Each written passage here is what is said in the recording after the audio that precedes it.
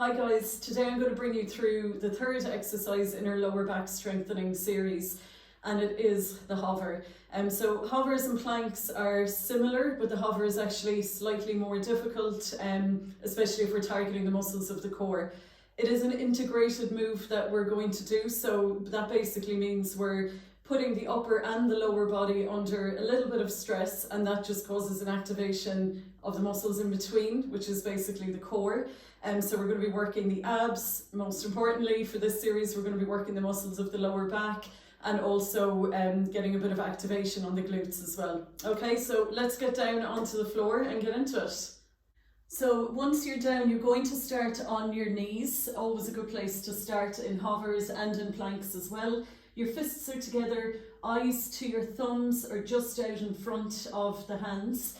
Your elbows are directly under your shoulders, and just drop the shoulder blades back and down so the chest is open. Draw your belly button in towards your lower back. Square your hips and shoulders towards the floor, and then just feel a little bit of a squeeze on the glutes. And we tuck the tailbone under slightly as well until we can feel that activation from front through to the back of the body.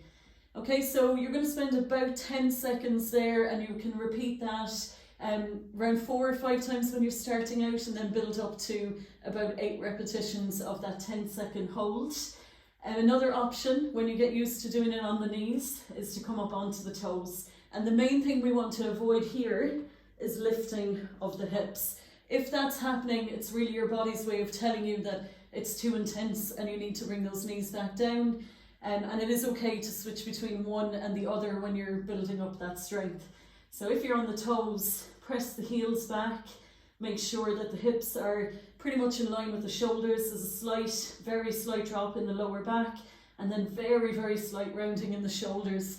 But we don't want to drop too much, or we don't want to raise up too much. Hold nice and strong, brace the belly, and whenever you need to, you can drop the knees, or you can walk the hands back in, take your little recovery, and then get back down into it. So that move is more of a static move.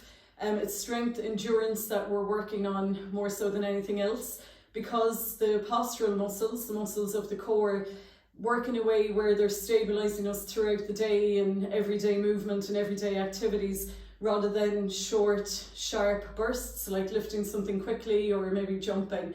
So we want to work them in that way.